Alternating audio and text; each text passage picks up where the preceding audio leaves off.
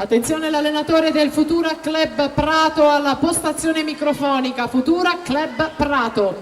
E intanto siamo in gara con la prima serie dei 100 rana ragazze con Eleonora Casarotto che vanta il miglior tempo di iscrizione, ma attenzione a Georgia Kadoglu, l'atleta bulgara che ha già stabilito 2 primati nazionali giovanili nei misti e nella prova dello stile libero oggi, dunque in ottimo stato di forma, proprio affiancato in questo momento la Casarotto, 34,46 contro il 34,80 della Kadoglu, il primato della manifestazione di Arianna Castiglioni 1,12,03, il primato regionale della Donadon 1,13,08, primato italiano ragazze della Pamela Gabrieli 1,09,65.